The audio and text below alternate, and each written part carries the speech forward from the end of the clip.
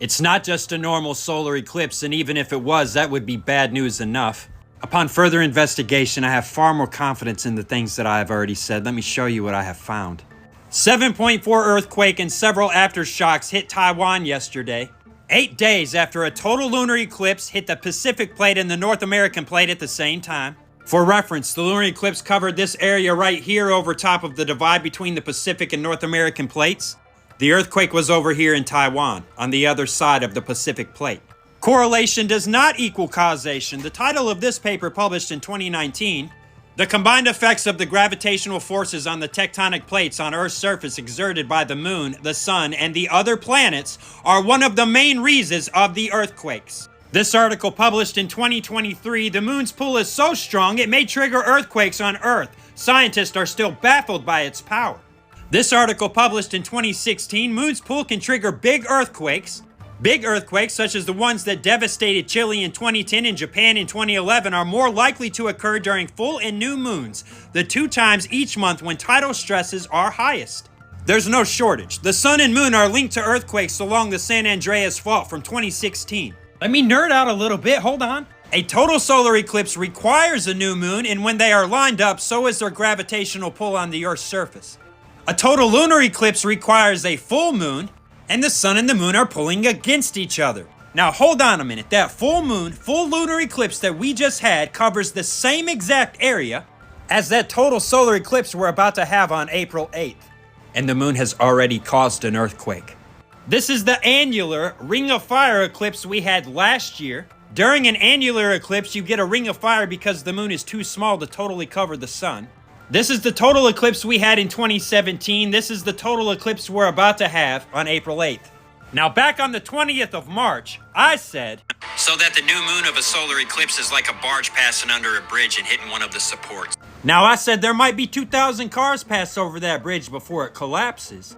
But 6 days later, we saw that if a cargo ship hits a bridge support, it might collapse immediately. But then a few days later, a barge hit a bridge support, and we see that it only damaged it. Yes, I understand. It was very strange that I said that, and then days later it happened twice. What can I say? Listen and watch. Once again, I say, I cannot predict that the April 8th solar eclipse will cause the New Madrid fault zone to pop off, or that it'll pop off so hard that that hidden fault line will become apparent, or that the Pacific plate will slip under the North American plate, causing the topography to fall. Because those two plates colliding is what caused the mountain ranges to form there to begin with, and when it slips under, it'll release that tension. It's that easy. Y'all think the topography is fixed? How do you think it got that way? I cannot say that this is gonna happen anytime soon after April 8th, only that it absolutely looks inevitable at some point in the future. I mean, just look at this map real quick, though. Then look at that for a moment. And now look at this map of past eclipses and the paths that they make on the face of the Earth constantly.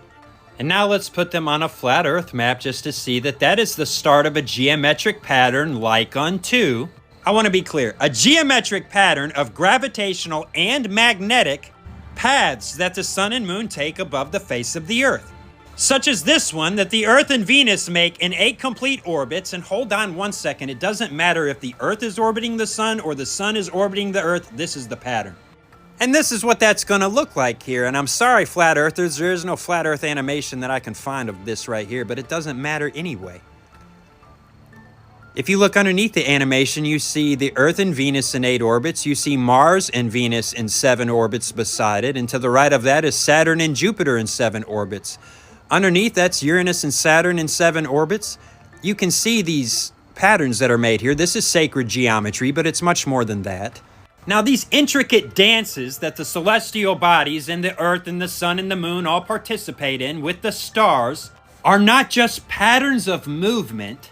They are patterns of movement involving forces like gravity and magnetism, or whatever you prefer to call them. I don't care at this point. These are all just labels we put in our own little understandings of stuff and how it works. Is relativity wrong, chock full of errors? Yeah, of course it is. Einstein was a dirt monkey. His brain was made of dirt. But we do the best we can here, with what we have to work with. But science says the forces of the planets and the Sun and the Moon affect the Earth. We know that the stars do also. Muons and neutrinos, I mean. From the stars, bombarding the Earth by the billions and billions and billions every moment of every day, all the time. Don't be surprised if Mario jumps a level. Neutrino hit the switches and turned a 1 to a 0, and he just jumped level in an apparent glitch. It's recorded. Go look it up. It is no coincidence that our technology is based on this 369 as told by Nikola Tesla. This sacred geometry can be seen on every level because it is intricate to how the universe itself functions on every level. Forces and gravity and magnetism and such if you need it mundane. It's not mundane. These are celestial heavenly bodies. The Bible says the sun rules over the day and the moon and the stars rule over the night and divide the light from the darkness, and that means more than you think it does. And it really does show on every level. Look at how that one resembles that solar eclipse map we were just getting started on. The only reason this is not a complete and super impressive geometric pattern right here is because it's too small of a span of time in the recordings. You put enough time and recordings in here and it's a full thing. The sun and the moon, the lunar and the solar eclipses, would make a pattern just like this if they were fully recorded. It's just that their pattern traces out over a much longer period of time. This one's just not done yet. It really is just Russian nesting dolls on every level. These patterns, this sacred geometry, this is how reality itself functions everywhere, all the time.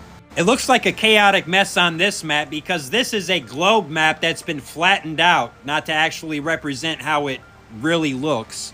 You can't get a real good look at how this would actually play out in a pattern on a flat version of a globe map. But just imagine that these are like pin strokes of somebody contouring the earth with all of these movements, shaping the face of the earth. That's what the sun and the moon are doing here, shaping the face of the earth, literally what's causing the movement in the tectonic plates to begin with. Causing the tides, causing the weather systems. And it's not even a mystery and it's not hard to see at all. They have to know this. Somebody has to know about this all. It's not remotely far-fetched. The ancient mystery schools knew all about this. This is how it lines up with Orion's belt, and if we just turn the clock back until this star is dead center in this pyramid, we can tell you exactly when they were built. Among many things, the pyramids are also a timestamp. We have the star charts, just dial them back. Now, we are absolutely, and without a doubt, there is no argument against it, talking about forces and frequencies.